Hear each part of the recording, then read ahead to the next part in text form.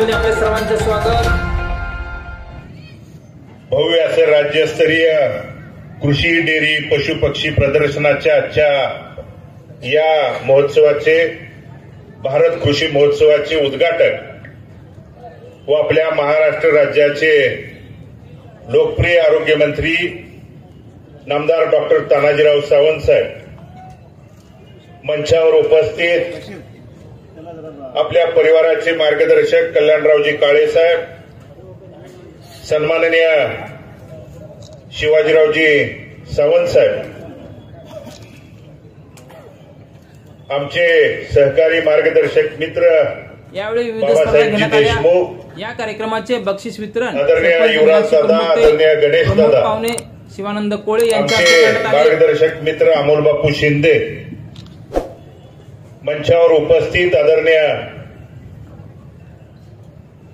मार्गदर्शक लक्ष्मणआबा पवार, माझे चुलते आदरणीय चंद्रकांत बापू, उपस्थित अनिलदादा सावंत, पंढरपूर नगरपालिकेचे सर्व उपस्थित सन्माननीय माजी नगरसेवक, मंगळवेढा तालुक्यातून आलेले सर्व नगरपालिका, पंचायत समिती, जिल्हा परिषदेचे सर्व सन्माननीय पदाधिकारी, पंढरपूरमधील ग्रामीण भागातले सर्व सन्माननीय पदाधिकारी, आदरणीय नानांच्या खांद्याला खांदा लावून ज्या वडीलधाऱ्यांनी त्या ठिकाणी काम केलं ते सर्व सन्माननीय वडीलधारी, विविध संस्थांचे पदाधिकारी, या कृषी महोत्सवाच्या निमित्तानं उपस्थित agriculture, industrial, automobiles, dairy expo, cattle expo मधील सर्व उपस्थित राहिलेल्या कंपन्या, त्यांचे सर्व अधिकारी, उपस्थित सन्माननीय पत्रकार बंधू आणि उपस्थित तरुण सहकारी मित्रांनो, आपल्या या भागातल्या शेतकऱ्याला आपण काहीतरी देणं लागतो।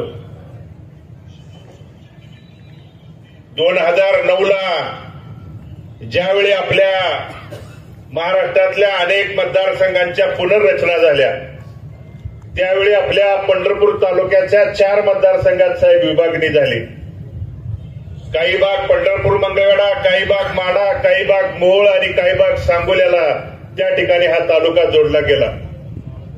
आणि 2009ला पहिल्यांदा देवभूमी असणारं हे पंढरपूर आणि संतभूमी असणारा मंगळवेढा या मतदारसंघाचं प्रतिनिधित्व शेतकऱ्याचा पोरगा म्हणून त्या ठिकाणी इथल्या तमाम उपस्थित असणाऱ्या वडीलधारी पदाधिकारी, मायबाप जनतेने आदरणीय नानांच्यावरती त्या ठिकाणी लोकप्रतिनिधी सेवक म्हणून जबाबदारी दिली।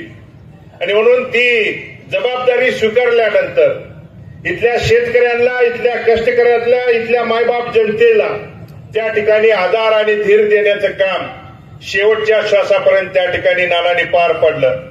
मग ह्या भागात साहेब उजनी असेल, भाटकरचं तेल टू हेड पाणी त्या ठिकाणी गेलं पाहिजे, आमच्या शेवटच्या शेतकऱ्याला त्या ठिकाणी न्याय मिळाला पाहिजे, या भूमिकेतून कायम त्या ठिकाणी त्यांचे प्रयत्न राहिलेले। त्याचबरोबर शेतीचं पाणी असेल, शेतकऱ्याला पाणी आणि विजेची जर त्या ठिकाणी अडचण सोडवल्यानंतर शेतकरी आपला काबाड कष्ट करणारा शेतकरी आहे आणि म्हणून जास्तीचं उत्पन्न त्या ठिकाणी घेऊ शकतो। म्हणून एखादा शेतकऱ्याच्या बीपी जळाल्यानंतर त्याला बांधावरती त्या ठिकाणी पोच करण्याची जबाबदारी लोकप्रतिनिधी म्हणून त्यांनी त्यांच्या शेवटच्या श्वासापर्यंत पार पाडली। आणि म्हणून शेतीविषयक असेल, शेतीला जोडधंदा म्हणून आज प्रत्येक आपल्या भागातला पंढरपूर असेल, मंगळवेढा असेल किंवा या जिल्ह्यातला अनेक त्या ठिकाणी शेतकरी असतील, माय भगिनी असेल, त्या ठिकाणी जोडधंदा म्हणून दुग्ध व्यवसायाकडे आपण वळतोय। शेतीला पूरक असा जोडधंदा म्हणून त्या ठिकाणी आपण दुग्ध व्यवसायाकडे वळत असताना त्यातलं ज्ञान या ठिकाणी या प्रदर्शनाच्या, या महोत्सवाच्या माध्यमातून मिळावं। कमीत कमी क्षेत्रामध्ये, कमीत कमी दिवसात आपण त्या ठिकाणी कमीत कमी पाण्यामध्ये जास्तीचं उत्पादन कसं घेऊ शकतो, त्या ठिकाणी दुग्ध व्यवसायामध्ये जास्तीचं उत्पादन कसं घेऊ शकतो, यासाठी चर्चासत्र असतील किंवा ज्ञान देण्याचं काम, भूमिका या भारत महोत्सवाच्या माध्यमातून साहेब आम्ही आयोजित केलेलं आहे। आणि म्हणून या इथल्या शेतकऱ्यांच्यासाठी ज्यांनी नाना निकारंज साहेब आपल्याला माहित आहे, त्यांच्या प्रयत्नाला त्या ठिकाणी आपण नेहमी साक्षीदार त्या गोष्टीसाठी राहिलेला आहे. त्या मंगळवेढच्या मायबाप जनतेच्या पिण्याच्या पाण्याचा, कारण तिथली भगिनी 2-2, 3-3 किलोमीटर साहेब पिण्याच्या पाण्यासाठी त्यांना जावं लागत होतं.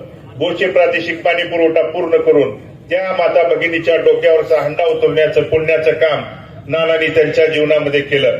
आणि म्हणून 35 गावच्या पाण्याच्या बाबतीत देखील साहेब पश्चिम महाराष्ट्र आणि विदर्भाचा अनुशेष जोपर्यंत भरून निघत नाही, त्या ठिकाणी मराठवाडा आणि विदर्भाचा तोपर्यंत पश्चिम महाराष्ट्रात कुठलीही योजना पूर्ण करायची नाही. हा JR असताना साहेब 2014ला अथक प्रयत्नातून आपण त्या सगळ्या गोष्टीचे साक्षीदार आहेत. राज्यपालाकडून विशेष बाब म्हणून 35 गावचे त्या काळी विशेष मंजुरी म्हणून त्या ठिकाणी नानांनी पार पाडली. आणि तो साहेब अंतिम टप्प्यात आहे. मुख्यमंत्री महोदयांच्या टेबलला त्या ठिकाणी मंजुरीसाठी आमच्या 35 गावचा पाण्याचा प्रश्न आहे साहेब.